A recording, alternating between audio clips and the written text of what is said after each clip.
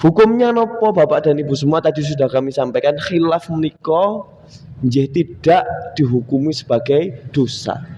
Ketika itu dilakukan karena tidak sengaja, ketika dilakukan karena tidak tahu hukumnya. Di dalam kaidah usul fikih menika disampaikan, dikatakan bahwa ketika hukum itu belum sampai kepada panjenengan, panjenengan itu tidak dianggap berdosa.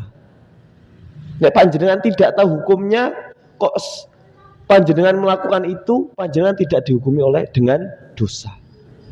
Maka hukum orang-orang di daerah pelosok di hutan sana yang belum bisa melakukan sholat menika napa nggih belum dihukumi berdosa ketika belum diajari sholat. Karena ilmu itu adalah pokok dalam segala hal. Dados panjenengan sedaya Bapak dan Ibu semua yang sedang panjenengan sedaya lakukan setiap kuliah subuh Ahad pagi menika ini adalah pokok. Jangan sampai kemudian panjenengan ajeng tindak kuliah subuh Ahad pagi aras-arasan, karena pokoknya di sini ilmune niku teng mriki. Karena ketika ilmu itu tidak sampai kepada kita, nggih sampai kapanpun nggih kita tidak tahu, sampai kapanpun nggih kita tidak dihukumi sebagai orang yang berdosa maupun orang yang mendapatkan pahala. Bismillahirrahmanirrahim. Assalamualaikum warahmatullahi wabarakatuh. Innal hamdalillah nahmaduhu wa nasta'inuhu wa nastaghfiruh wa na'udzu billahi min syururi anfusina wa min sayyiati a'malina. May yahdihillahu fala mudilla lahu wa man yudlil fala hadiyalah. Asyhadu an la ilaha illallah wahdahu la syarikalah wa asyhadu anna Muhammadan abduhu wa rasuluh, amma ba'du. Jamaah kajian Ahad pagi rahimakumullah, marilah kita bersama-sama mengawali perjumpaan pada pagi hari ini dengan mengungkapkan rasa syukur kepada Allah Subhanahu wa Ta'ala, tentunya dengan melafalkan kalimat Alhamdulillahirabbil alamin atas segala nikmat dan karunia-Nya yang telah diberikan kepada kita semua, berupa nikmat Islam, nikmat iman, nikmat sehat, nikmat sempat, sebagaimana yang bisa kita rasakan pada pagi hari ini. Kita tetap istiqomah menghadiri kajian pada pagi hari ini. Semoga bisa menjadi ibadah bisa menjadi ibadah kita semua dan diterima oleh Allah Subhanahu wa Ta'ala. Salawat serta salam marilah kita haturkan kepada junjungan Nabi kita, Nabi Muhammad sallallahu alaihi wasallam, sebagai uswah yang menjadi contoh panutan. Semoga yang hadir pada pagi hari ini bisa diakui sebagai umat Rasulullah Muhammad sallallahu alaihi wasallam, dan insya Allah kita semua mendapatkan syafaat dari Rasulullah Muhammad sallallahu alaihi wasallam. Amin amin ya rabbal alamin. Bapak Ibu yang dirahmati Allah Subhanahu wa Ta'ala, acara kajian pada pagi hari ini, yang pertama pembukaan, yang kedua kajian, yang ketiga sesi tanya jawab, yang keempat adalah penutup.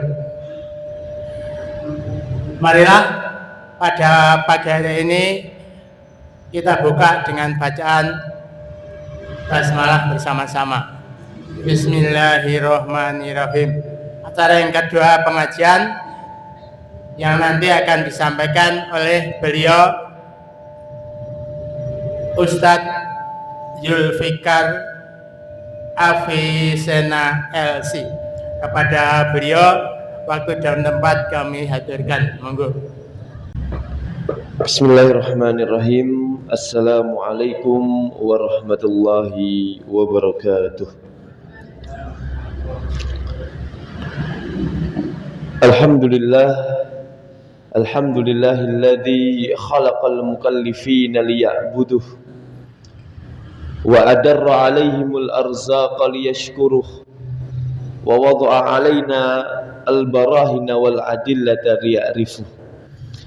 Asyhadu an la ilaha illallah wahdahu la syarika lah wa asyhadu anna Muhammadan abduhu wa rasuluhu wa manil ladzina ittaba'uh. Amma ba'du. Jamaah kuliah subuh Ahad pagi Masjid Ar-Rahmah yang senantiasa dirahmati oleh Allah Subhanahu wa taala.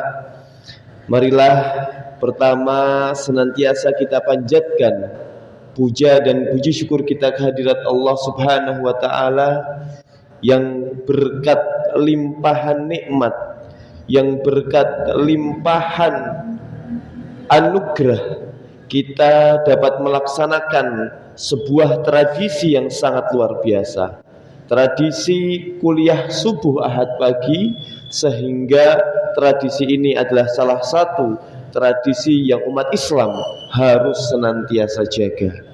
Karena di dalam sebuah kalimat dikatakan bahwa Rasulullah SAW tidak meninggalkan kepada umatnya suatu apapun, tidak meninggalkan kepada umatnya tanah yang luas, tidak meninggalkan kepada umatnya harta benda, akan tetapi Rasulullah SAW hanya meninggalkan kepada umatnya ilmu, sehingga dikatakan oleh para ulama bahwa al-ilmu warathatul anbiya, bahwa ilmu adalah warisan para nabi. Maka jamaah kuliah subuh Ahad pagi yang dirahmati oleh Allah Subhanahu wa taala, atas berkat kesyukuran, atas berkat limpahan nikmat yang Allah berikan kepada kita, marilah kesyukuran itu kita lafadzkan, kita lantunkan dengan bersama-sama mengucap hamdalah alhamdulillahi rabbil alamin. Jamaah kuliah subuh yang dirahmati oleh Allah Subhanahu wa taala, tentu tak lupa salawat serta salam semoga tetap tercurah kepada junjungan kita, kepada suri tauladan kita, Nabi besar Muhammad sallallahu alaihi wasallam, yang kita tunggu syafaatnya di yaumil qiyamah kelak. Amin ya rabbal alamin. Jamaah kuliah subuh Ahad pagi yang senantiasa dirahmati oleh Allah Subhanahu wa taala, alhamdulillah memperkenalkan diri terlebih dahulu.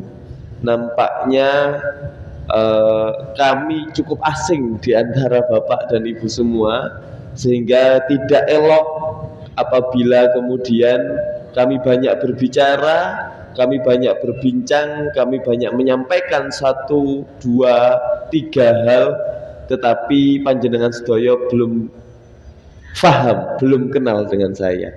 Jadi depankan Bapak Ibu semua, saya Muhammad Zulfikar Afisena, tinggal di Lungge. Cukup tidak asing daerah Keranggan ini untuk saya, karena kebetulan SMP kula teng Asalam. Jadi beberapa tahun saya lalu lalang lewat Masjid Ar-Rahmah ini, tetapi baru kesempatan kali ini diberikan izin oleh Allah Subhanahu wa taala dan amanah dari seluruh panitia kuliah subuh Ahad pagi Masjid Ar-Rahmah untuk dapat mengisi di sini. Indah sekali nampaknya untuk dapat kembali ke daerah pemukiman Lunggenya Lungge. Oh, Ji. Oh, Ji. Jadi senang sekali kemudian dapat kembali ke lingkungan Keranggan mriki. Kalau dulu dari Asalam kemudian mau ke pasar niku nggih lewat Ngajeng mriki, karena ada jalan sebitan itu nggih di daerah perumahan baru ini. Dulu belum perumahan, karena sekitar 2011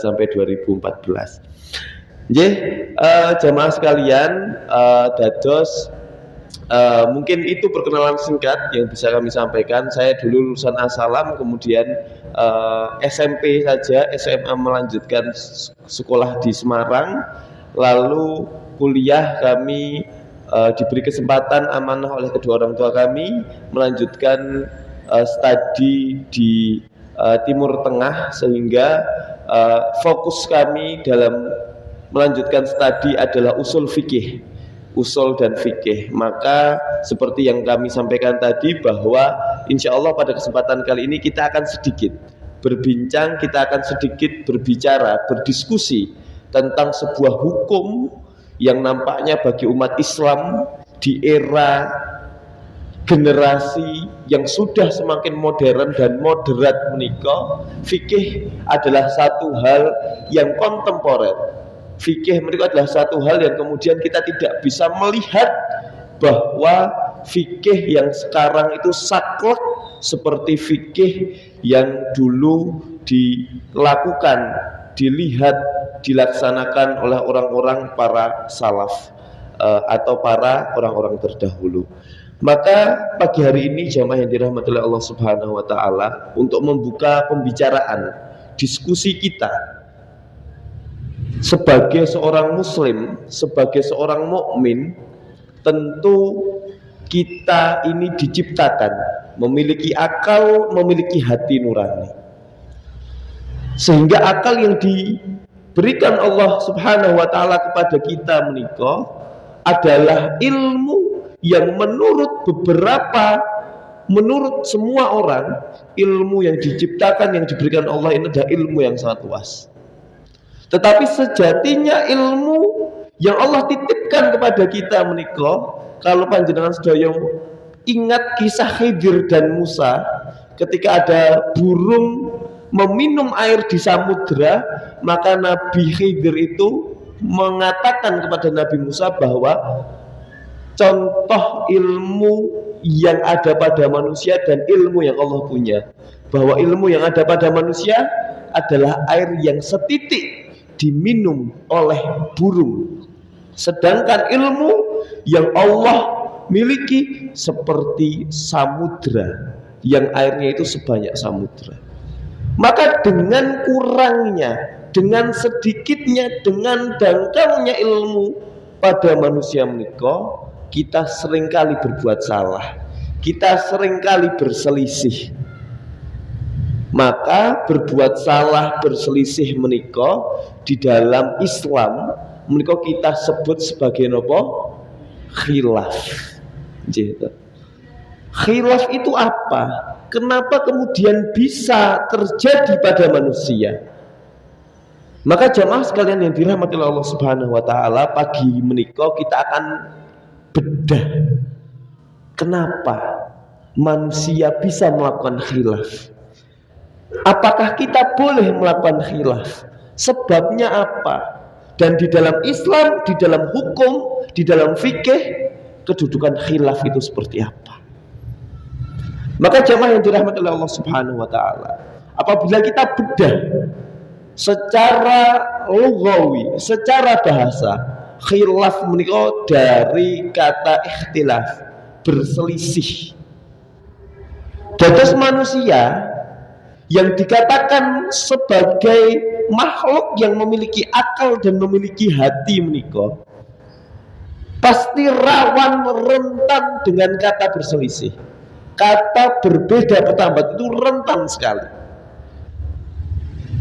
Maka apabila kita melihat zaman kemerdekaan, kita mengenal peristiwa Rengas Dengklok, peristiwa perselisihan antara kaum muda dan kaum tua, sehingga Soekarno Hatta itu diasingkan ke Rengas Dengklok. Kita lihat lebih lama lagi. Dahulu kala sahabat itu melihat pendapat, melihat hukum, melihat hadis dan ayat itu seringkali berselisih dalam mentafsirkan ayat dan hadis yang sudah sampai kepada umat. Maka apa kita melihat konteks ikhtilaf, kita melihat konteks khilaf, maka berselisih, berbeda pandangan, berbeda pendapat itu sudah menjadi hal yang biasa. Maka apabila panjenengan sedaya mau melihat contoh perbedaan, perselisihan khilaf yang dilakukan oleh para sahabat, yang pertama kali dilakukan adalah bagaimana para sahabat menika membaca ayat itu bisa berbeda.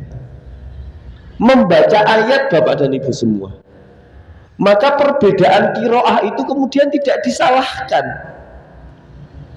Maka yang pertama, perselisihan pertama di dalam membaca ayat adalah bagaimana Ibnu Amir dan Ibnu Amir itu berselisih dalam membaca surat yang berkenaan dengan wudu.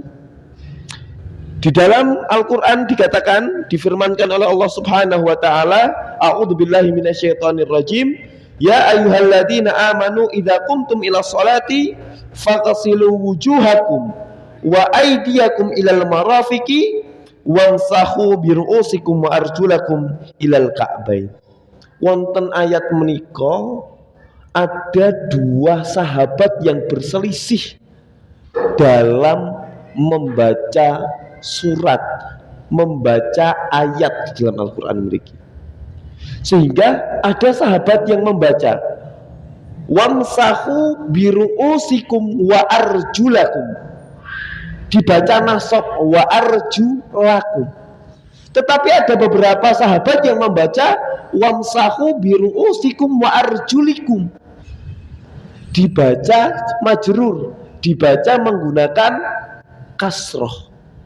Perbedaan pendapat menika sudah ada dari zaman Nabi, dari zaman para sahabat. Khilaf ini sudah ada, dan tidak ada yang salah ketika kita melakukan perbedaan pendapat, karena tentu punya dasar masing-masing dari para sahabat menika. Tetapi jamaah yang dirahmati oleh Allah Subhanahu wa ta'ala, panjenengan menika kan manusia yang tidak sahabat, manusia yang boten tabiin. Kita semua ini kan manusia yang masih berlumuran dosa, manusia yang ketika melihat ilmu agama masih terlalu jauh apabila dibandingkan dengan para ulama-ulama terdahulu. Maka khilaf yang datang, yang dilakukan oleh kita tentu adalah khilaf yang manusiawi, yang disebabkan oleh beberapa hal.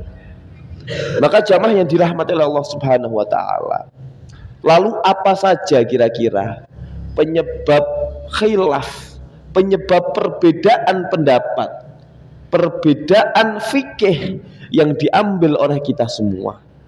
Maka yang pertama adalah tentu sebab daripada kita melakukan kesalahan dalam beragama menika ketika dalil itu belum sampai kepada orang, atau orang menika keliru dalam memberikan hukum. Terus ketika dalilnya itu belum sampai kepada kita, maka kita belum bisa memberikan hukum. Nah ini kadang terjadi, sering kali terjadi di antara kita, di antara bapak-bapak, di antara ibu-ibu yang sudah sering kali ngaji. Kita belum tahu ilmunya, tetapi orang-orang sudah kadung tanya ke kita. Beberapa di antaranya kita sering menemukan itu. Maka kemudian itu adalah penyebab pertama terjadinya kekeliruan, penyebab pertama terjadinya kekhilafan. Nah ini terjadi kepada sahabat juga, yaitu ketika Abu Hurairah radhiyallahu anhu itu menghukumi batalnya puasa orang yang junub, yang junub tetapi tidak mimpi basah. Maka Abu Hurairah itu mengatakan bahwa tetap melanjutkan puasa. Jadi puasanya tidak batal, tetap melanjutkan puasa. Tetapi ketika Abu Hurairah radhiyallahu anhu mendengarkan sebuah hadis yang diriwayatkan oleh Aisyah radhiyallahu anhu, anna Nabi sallallahu alaihi wasallam kana yusbihu junuban min ghairi ihtilam thumma yasumu fi Ramadan, bahwa pagi hari Nabi sallallahu alaihi wasallam menikah dalam keadaan junub, bukan karena mimpi basah, lalu beliau melanjutkan puasanya. Dados Rasulullah Shallallahu Alaihi Wasallam menikah dalam keadaan junub, bukan karena mimpi basah, itu tetap melanjutkan puasanya. Dados tidak perlu kemudian mandi wajib lagi, tetap mandi, tidak perlu mandi wajib lagi. Artinya junub itu tidak membatalkan puasa ketika sudah shaim atau sudah sahur. Maka jamaah yang dirahmati Allah Subhanahu wa taala, membatalkan puasa menika ketika mimpi basah itu tidak membatalkan puasa. Terus ketika panjenengan sedaya itu puasa kemudian mimpi basah tanpa disengaja, puasa panjenengan tidak basah.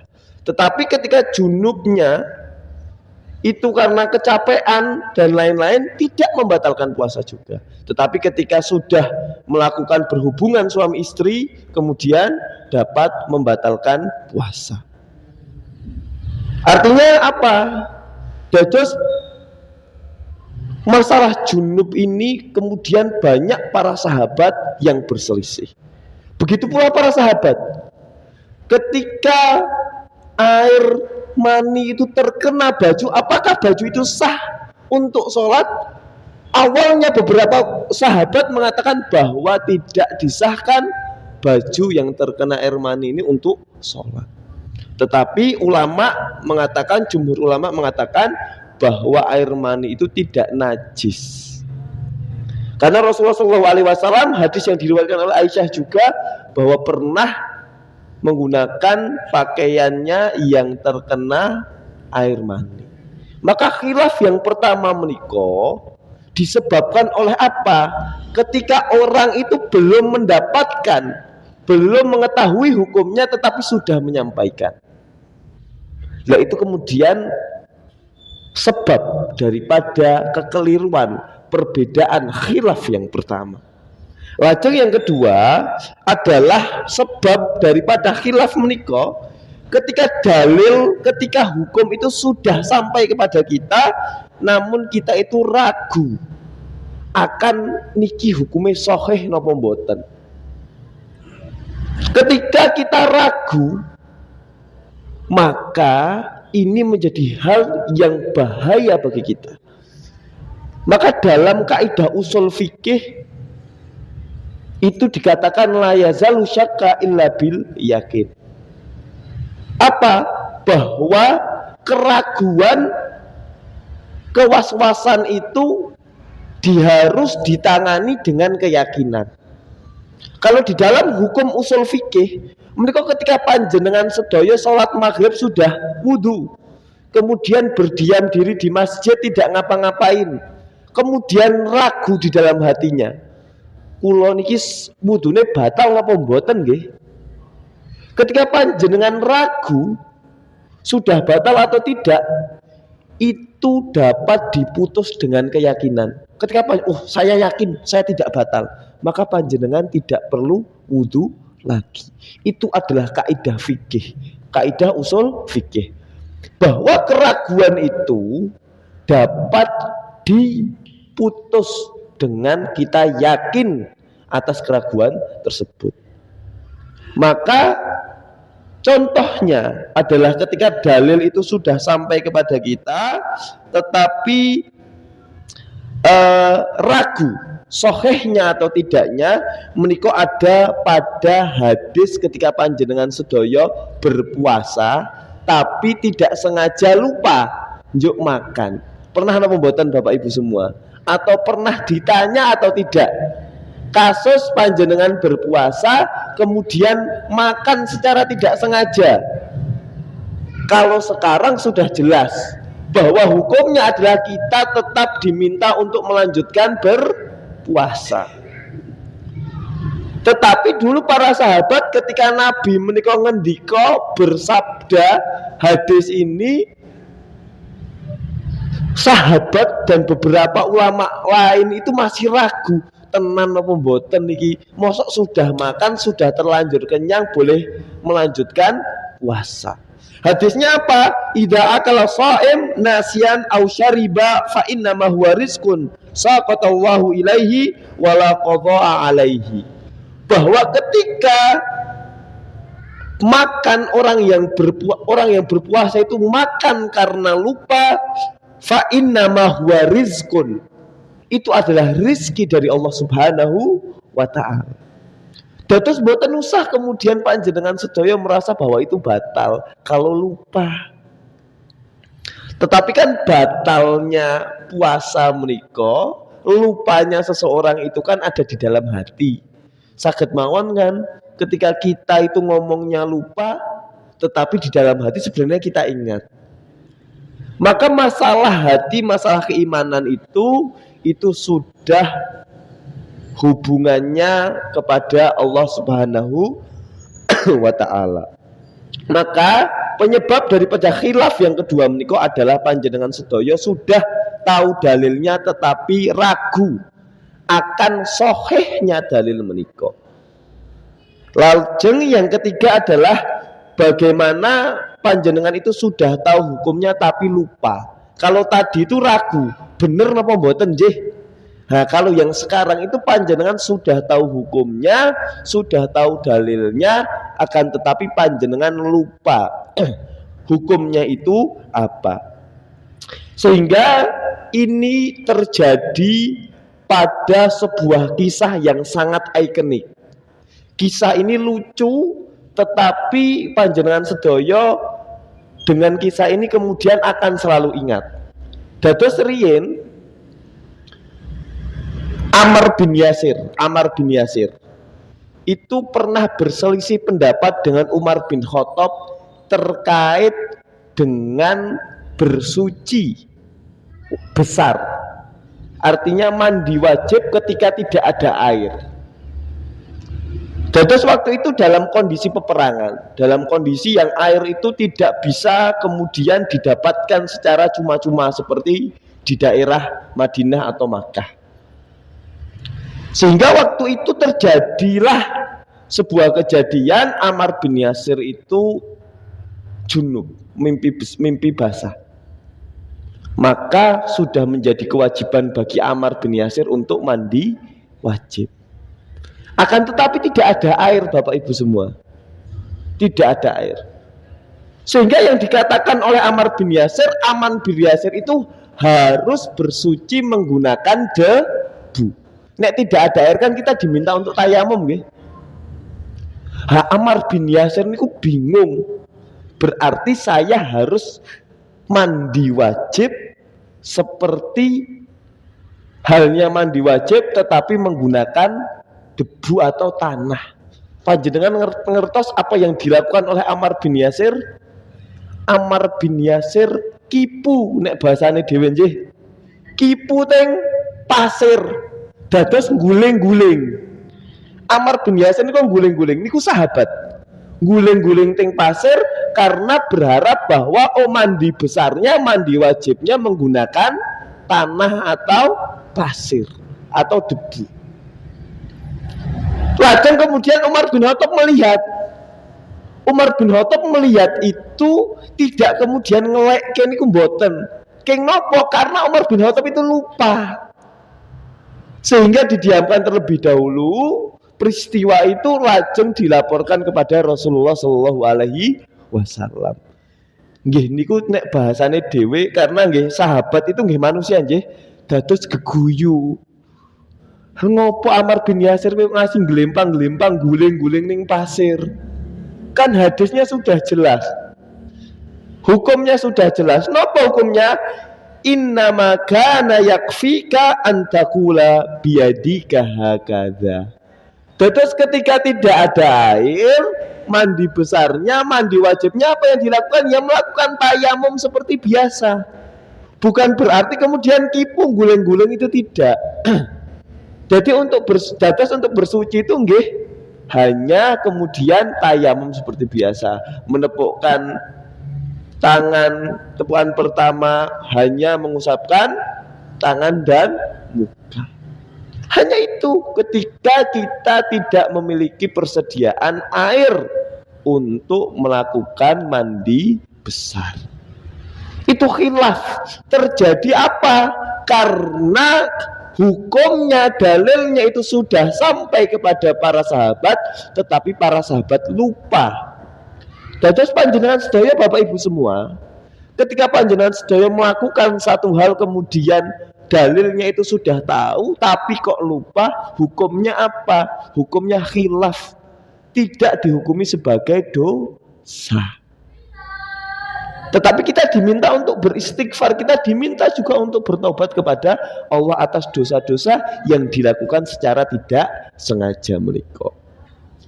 Lajeng jamaah yang dirahmati Allah Subhanahu wa taala, bahwa penyebab daripada khilaf yang selanjutnya, yang keempat adalah dalil itu sudah sampai kepada kita, tetapi kita berbeda memahami hal. Ini terjadi jamaah sekalian yang dirahmati Allah Subhanahu wa taala. Di dalam Indonesia itu terjadi. Dados ayatnya itu cuma satu. Allah Subhanahu wa taala berfirman itu satu ayat saja. Tetapi kemudian tafsirnya itu banyak. Orang yang mentafsirkan ayat itu banyak sekali. Panjenengan sedaya, apabila kita melihat Al-Quran itu hanya 114 surat, ayatnya tidak terlalu banyak, tidak sampai jutaan. Kalau misalkan dipegang saja Al-Quran itu, panjenengan yang betul itu tidak perlu ngusungi, saged digenggam. Tetapi berapa saja kemudian ulama yang mentafsirkan Al-Quran berpuluh-puluh jilid. Kalau panjenengan lihat Ibnu Katsir mentafsirkan Al-Quran, berapa jilid yang sudah dibuat. Kemudian Fathul Bari dan lain-lain, kitab-kitab yang kemudian sifatnya untuk mentafsirkan Al-Quran itu kemudian banyak sekali. Maka tentu karena dangkalnya ilmu manusia menika, tafsiran yang ada yang diberikan itu juga berbeda-beda. Contoh mudahnya mawon, bagaimana kemudian Quraisy Shihab lulusan S3 Mesir, Bapak Ibu semua kuliah teng Mesir menika nek pun masuk S2 menika medali angel. Napa meleh pun melanjutkan S3, ilmunya itu sudah luar biasa. Bagi mahasiswa di Timur Tengah, S3 di Al-Azhar top. Nek S1 di mana saja insya Allah hampir sama. Tapi kalau sudah S3 di Al-Azhar luar biasa, ilmunya sudah sangat dalam. Apabila kita melihat Quraisy Shihab mentafsirkan Al-Quran dengan bagaimana kemudian ulama-ulama lain mentafsirkan Al-Quran, itu kan perbedaannya sudah banyak sekali. Belum kita melihat Ibnu Katsir mentafsirkan Al-Quran. Ini karena perbedaan kemudian tafsiran Al-Quran, padahal hukum dan dalilnya itu jelas. Contoh kata ketika Rasulullah SAW itu mengucapkan kepada sahabat, la yusallina ahadul asri illa fi bani Quraidah, bahwa Rasulullah SAW itu mengatakan secara eksplisit, secara langsung kepada para sahabat, jangan kalian sholat kecuali illa fi bani Quraidah, kecuali di pemukiman Bani Quraidah. Waktu itu Rasulullah SAW menyampaikan secara langsung bahwa para sahabat, ojo kalian sholat kecuali di pemukiman Bani Quraidah. Padahal waktu itu waktu sholat asar sempit, sebentar lagi menika mau sholat maghrib. Para sahabat mentafsirkan berbeda. Yang pertama mentafsirkan bahwa Nabi Muhammad ngendika dewe kudu sholat ning pemukiman Bani Quraidah. Kemudian ada sebagian pendapat yang berpendapat juga yang mentafsirkan bahwa Nabi Muhammad itu ngendika seperti ini karena kita diminta untuk bergegas sholat sehingga sampai pemukiman Bani Quraidah menika lebih cepat sehingga bisa sholat maghrib karena waktu sholat asarnya sudah mepet. Perbedaan tafsir ini kemudian benar-benar menjadikan perbedaan juga dalam pengamalan. Tetapi kemudian apabila kita melihat hukum menika, perbedaan khilaf yang terjadi pada umat Islam itu menjadi sangat biasa, menjadi sangat wajar. Maka jamaah sekalian yang dirahmati oleh Allah Subhanahu wa taala, ketika kita salah memahami hukum, kita salah memahami Al-Qur'an, kita salah memahami arti menika, ini adalah karena dangkalnya ilmu kita, karena dangkalnya manusia yang apabila dibandingkan dengan ilmu Allah Subhanahu wa taala itu sangat jauh ilmunya. Itu adalah penyebab keempat daripada kita itu sering melakukan kekhilafan. Lajeng yang terakhir menika, kita itu sering kali melakukan khilaf ketika dalil menika, ketika hukum menika sudah sampai kepada kita tetapi hukumnya itu ternyata sudah dihapus. Nah ini sering kali. Kalau manusiawi itu sering kali. Nek kula kali ibu niku biasane ibu niku ngendika nek riyen pas kecil fish ditukokke uyah, brambang karo bawang. Yuk let sekedap ibu keluar dari rumah brambangnya ora sida diganti miri wae. Lah itu kan kemudian ketika saya beli kula menika salah. Sing tak tumbas brambang, bawang kali uyah. Saya lupa kalau ternyata brambangnya itu sudah digantikan dengan miri. Nah ini sering kali terjadi. Dan terjadi di zaman sahabat. Jadi suatu saat Ibnu Mas'ud itu mengajarkan kepada murid-muridnya, kepada Alqamah, untuk sholat menika ketika rukuk tatbik. Ngertos tatbik? Tatbik menika rapet tangane. Ketika nopo meletakkan tangan di lutut menika tatbik lurus. Nah, tetapi Ibnu Mas'ud menika kalau saya peragakan tatbik menika tangannya ngeten. Seperti ini. Ini tatbik namanya.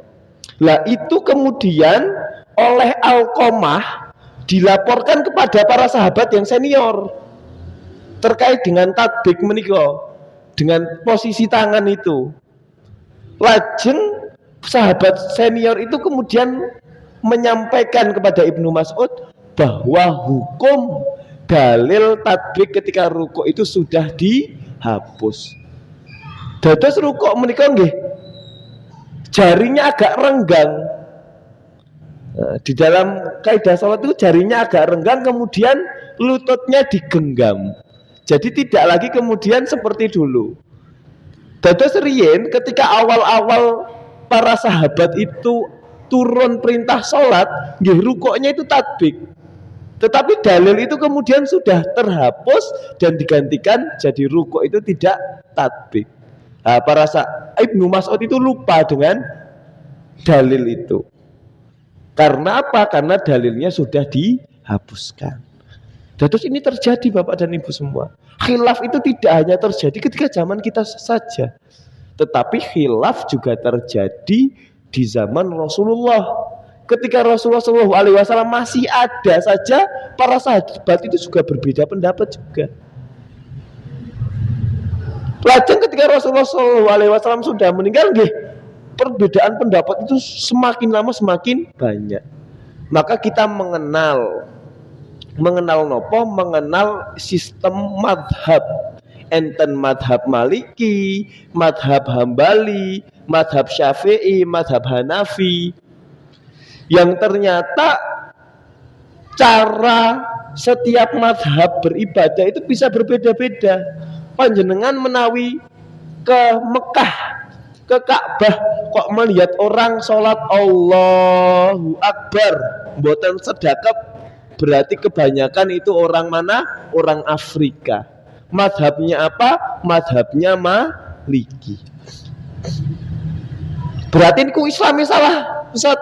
Mboten salah. Ya punya dasar, punya hukum sendiri-sendiri.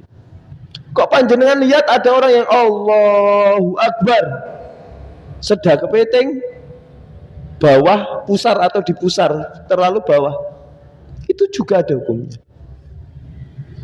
Maka jemaah yang dirahmati oleh Allah Subhanahu wa taala, khilaf itu ketika Rasulullah SAW meninggal itu semakin banyak. Panjenengan belum melihat cara membaca Al-Qur'an.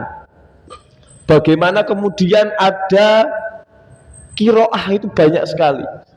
Orang-orang Afrika biasa itu kalau membaca Al-Qur'an menika lafadznya beda. Qaf menika dados G. Nggih, dados mboten enten qaf. Dados G. Nggih. Mau G. Kenapa? Karena itu lahjah, tidak bisa dirubah. Nah, orang-orang daerah Suriah, daerah Rusia mereka lafate niku ada nya, kudu enten ene. Nah itu tidak bisa dirubah. Maka jamaah yang dirahmati Allah Subhanahu wa taala, khilaf yang ada pada kita menika adalah satu hal yang nampaknya harus sebagai orang muslim itu kita tidak boleh kemudian kaku melihat hukum. Lajeng Bapak dan Ibu semua, ini penting untuk kita pahami bersama. Ketika melihat orang salah dalam melakukan sholat, orang salah dalam melakukan hal yang berkaitan dengan ibadah, jangan langsung menghukumi kai sholatnya salah, kayak kafir, kayak nek sholat kayak ngono kayak itu salah. Tidak boleh. Ditanya terlebih dahulu. Kok wow seperti itu? Hukumnya napa nggih? Napa utawi kok tahu dari mana nggih? Maka ketika sumber itu sudah disampaikan ke kita tahu, maka kita paham dasar daripada orang itu melakukan hal tersebut. Tetapi kalau orang itu tidak tahu hukumnya, maka kalau kita tahu disampaikan itu supaya khilaf itu tidak kemudian bersambung. Wonge salah, kita tahu, kita mboten ngelingke wonge salah terus. Nah itu akan menjadi hal yang perlu untuk kita benar-benar fahami bersama. Lajeng jamaah sekalian yang dirahmati Allah Subhanahu wa taala, khilaf menika tentu dari sebab-sebab khilaf yang sudah kami sebutkan tadi yang jumlahnya 5 menika, tentu panjenengan niku nggih khilaf menika kan ada kira-kiranya. Maka ketika khilaf itu tingkatannya itu nggih berbeda. Ada yang khilaf sal, ada yang khilaf dhaif, ada yang khilaf ringan, ada yang khilaf qawi. Maka jamaah yang dirahmati oleh Allah Subhanahu wa taala, ketika kita khilaf, ketika kita melakukan kesalahan, maka monggo bersama-sama kita bertaubat kepada Allah. Kita meminta ampunan kepada Allah Subhanahu wa taala. Karena di dalam parian bahasa Arab niku al-insan ko makan khotok wa nisyan, tempatipun salah dan lupa. Dados khilaf itu nggih penyebab utamanya kalau tidak salah nggih lupa. Dados tidak apa-apa ketika kita kemudian kita melakukan khilaf itu nggih kita bertobat kepada Allah Subhanahu wa taala. Maka bersama-sama jamaah yang dirahmati oleh Allah Subhanahu wa taala berkenaan dengan khilaf ini, ikhtilaf menika, perbedaan menika, monggo bersama-sama kita ketahui bersama. Monggo bersama-sama kita fahami bersama. Jangan sampai kemudian kita terlena, seneng terhadap kesalahan yang sifatnya itu perbedaan. Jangan sampai kemudian perbedaan yang ada pada kita itu tidak kemudian diluruskan. Hukumnya nopo Bapak dan Ibu semua tadi sudah kami sampaikan, khilaf menika nggih tidak dihukumi sebagai dosa. Ketika itu dilakukan karena tidak sengaja, ketika dilakukan karena tidak tahu hukumnya. Di dalam kaidah usul fikih menika disampaikan, dikatakan bahwa ketika hukum itu mboten sampai, belum sampai kepada panjenengan, panjenengan itu tidak dianggap berdosa. Nek panjenengan tidak tahu hukumnya, kok panjenengan melakukan itu, panjenengan tidak dihukumi dengan dosa. Maka hukum orang-orang di daerah pelosok di hutan sana yang belum bisa melakukan sholat menika napa nggih belum dihukumi berdosa ketika belum diajari sholat. Karena ilmu itu adalah pokok dalam segala hal. Dados panjenengan sedaya Bapak dan Ibu semua yang sedang panjenengan sedaya lakukan setiap kuliah subuh ahad pagi menika, ini adalah pokok. Jangan sampai kemudian panjenengan ajeng tindak kuliah subuh ahad pagi aras-arasan karena pokoknya di sini ilmune niku teng mriki. Karena ketika ilmu itu tidak sampai kepada kita, nggih sampai kapanpun nggih kita tidak tahu. Sampai kapanpun nggih kita tidak dihukumi sebagai orang yang berdosa maupun orang yang mendapatkan pahala. Maka monggo bersama-sama Bapak dan Ibu semua untuk mengakhiri kuliah subuh ahad pagi menika, kami ingatkan dengan sebuah kisah yang sangat luar biasa bahwa ilmu itu adalah hal yang sangat penting. Ilmu itu dicari sampai pun sebagai seorang manusia itu kita dianggap sebagai orang yang sudah berilmu. Kami ingatkan kembali bagaimana Musa alaihissalam berkata kepada muridnya bahwa dia adalah orang yang paling pintar sedunia, bahwa Musa adalah orang yang sangat dalam ilmunya. Saat itu juga Allah Subhanahu wa taala ingatkan dengan peristiwa yang sangat luar biasa. Musa diminta untuk menemui Khidir. Di dalam perjalanan Musa dengan Khidir menika, Musa diajari beberapa hal yang ternyata ilmunya Musa menika masih jauh daripada ilmu Allah Subhanahu wa taala. Wonten surat Al-Kahfi menika Allah berfirman bahwa bagaimana kemudian Khidir tiba-tiba membunuh anak yang Musa tidak tahu. Kenapa? Alasan apa kemudian Nabi Khidir membunuh anak itu? Kemudian Nabi Khidir membolongi perahu milik orang yang miskin. Kemudian di peristiwa berikutnya Nabi Khidir tiba-tiba tanpa sebab yang jelas membetulkan puing-puing rumah yang sudah hampir roboh. Itu dikarenakan keilmuan yang dimiliki oleh Khidir sudah sangat luar biasa. Dan untuk menampar Nabi Musa bahwa ilmu Allah Subhanahu wa taala itu sudah sangat luas sekali, sehingga dibandingkan ilmu manusia manapun itu jauh keilmuan yang dimiliki oleh Allah Subhanahu wa taala. Maka pada kisah menika kita diajarkan untuk senantiasa mencari ilmu, senantiasa menuntut ilmu dimanapun itu. Satu, untuk mengurangi resiko melakukan khilaf. Yang kedua, mencari ilmu menika jelas karena perintah syariat Rasulullah Shallallahu Alaihi Wasallam. Maka Nabi Muhammad ngendika bersabda khairun nas anfa'uhum linnas. Sebaik-baik manusia adalah orang yang bermanfaat bagi manusia yang lainnya. Bagaimana menjadi kemudian orang yang bermanfaat dan memberi manfaat? Tentu tidak lain dan tidak bukan hanya dengan keilmuan yang dimiliki oleh kita bersama. Maka jamaah yang dirahmati oleh Allah Subhanahu wa taala, marilah bersama-sama kita kuatkan, kita bulatkan tekad kita. Kita naikkan spirit kita, semangat kita senantiasa menuntut ilmu, sehingga kemudian tidak ada lagi kekeliruan, tidak ada lagi kemudian kekhilafan-kekhilafan yang datang kepada kita semua. Itu saja yang bisa kami sampaikan jamaah yang dirahmati oleh Allah Subhanahu wa taala.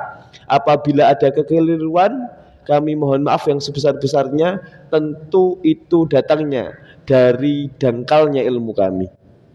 Apabila ada yang benar, tentu dari Allah Subhanahu wa taala yang secara tidak langsung atau secara langsung diamanatkan kepada kami untuk disampaikan kepada halayak umum supaya menjadi perhatian dalam memperbaiki dan meningkatkan kualitas keagamaan kita. Billahi fi sabilil haq, nasrun minallahi wa fathun qarib, fastabiqul khairat. Wassalamualaikum warahmatullahi wabarakatuh.